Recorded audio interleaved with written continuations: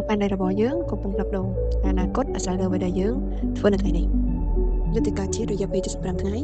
ដើម្បីសង្គ្រោះពុកប៉ែនដៃរបស់យើងជំរាបសួរអស់លោកលោកស្រីនាងកញ្ញាជាពិសេសយុវជនយុវនារីនិងបងប្អូនប្រជាពលរដ្ឋទាំងអស់នៅប្រជាជាតិកម្ពុជានិងនៅក្រៅប្រជាជាតិកម្ពុជានៅនាយសមុទ្របាទខ្ញុំបាទឈ្មោះសឿងសារឿននាយកប្រតិបត្តិនៃអង្គការវេទិកាមេរដ្ឋាភិបាលស្ដីពីកម្ពុជា NGO Forum ហើយខ្ញុំសូមស្វាគមន៍អស់លោកស្រីនាងកញ្ញាទាំងអស់ចូលរួមនៅក្នុងយុទ្ធនាការ75ថ្ងៃស្ដីអំពីសង្គ្រោះភពផែនដីរបស់យើងក្នុងគោលបំណងរួមគ្នាដើម្បីនិរន្តរភាពកម្ពុជានិងភពផែនដីហើយសកម្មភាពនេះគឺយុទ្ធនាការនេះគឺធ្វើការឡើងក្នុងគោលបំណងដើម្បីជំរុញការចូលរួមរបស់សាធារណជនជាមួយនឹងរដ្ឋាភិបាលដៃគូអភិវឌ្ឍសង្គមស៊ីវិលនិងសាធារណជនទូទៅក្នុងការលើកកម្ពស់កម្ពុជាឲ្យកាន់តែមានភាពបៃតងភាពស្អាតនិងនិរន្តរភាពយើងធ្វើកិច្ចការងារ75ថ្ងៃនេះយុទ្ធនាការរបស់យើងចាប់ពីថ្ងៃទី15ខែឧសភាឆ្នាំ2026ហើយនឹងបញ្ចប់នៅថ្ងៃទី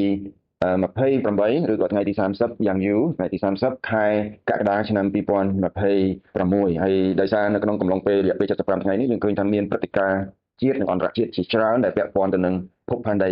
របស់យើងឧទាហរណ៍នៅក្នុងថ្ងៃទី15ខែឧសភានេះគឺជាទិវាអាកាសធាតុពិភពលោកដែលពិភពលោកទាំងមូលនឹងចូលរួមយ៉ាងសំខាន់ក្នុងការធ្វើយុទ្ធនាការដើម្បីសង្គ្រោះភពផែនដីហើយបន្ទាប់មកទៀតគឺជាទិវាបរិស្ថានមានទិវាដើមកូនឈើទិវាបលែងកូនត្រីទិវាផ្សេងៗទៀតដែលទាំងនៅក្នុងថ្នាក់ជាតិទាំងថ្នាក់អន្តរជាតិចូលរួមធ្វើសកម្មភាពយ៉ាងសំខាន់ដូច្នេះហើយវាជាឱកាសដ៏សំខាន់សម្រាប់បងប្អូនសាធារណជនជាពិសេសយុវជនយុវនារីចូលរួមនៅក្នុងយុទ្ធនាការនេះបងប្អូនទាំងអស់គ្នាហើយការធ្វើយុទ្ធនាការនេះគឺថាបងប្អូនអាចជួយបានខ្លះនៅក្នុងយុទ្ធនាការ75ថ្ងៃនេះមានសកម្មភាពសំខាន់មួយចំនួនដែលបងប្អូនអាចធ្វើបានបងប្អូនអាចចូលរួមក្នុងការធ្វើជាវីដេអូខ្លីៗអំពីសកម្មភាពក្នុងការចូលរួមលើកកម្ពស់ភពផែនដីឲ្យមានរណភាពលើកកម្ពស់ភាពបៃតងនៅក្នុងប្រទេសកម្ពុជាយើងវីដេអូទាំងអស់នោះដូចជាវីដេអូបង្ហាញអំពីការឈប់ប្រើថង់ប្លាស្ទិកវីដេអូដែលបង្ហាញអំពីសកម្មភាពរើសសម្រាមគ្រប់គ្រងនិងទុកដាក់សម្រាមយុទ្ធនាការក្នុងការចូលរួមដាំដើមឈើយុទ្ធនាការក្នុងការឈប់ប្រើប្រាស់ប្រេងឥន្ធនៈ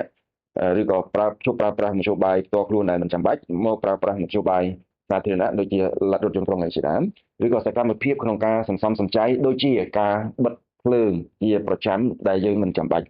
ទាំងនេះជាសកម្មភាពដ៏សំខាន់ក្នុងការចូលរួមពីព្រឹត្តិការណ៍មួយទៅព្រឹត្តិការណ៍មួយជារៀងរាល់ថ្ងៃរបស់បងប្អូនយើងទាំងអស់គ្នាហើយអ្វីដែលសំខាន់នោះដើម្បីចូលរួមក្នុងយុទ្ធនាការនោះគឺបងប្អូនអាចដូរ profile របស់បងប្អូនដាក់រូបបងប្អូនដែលមាន profile នោះបង្ហាញអំពី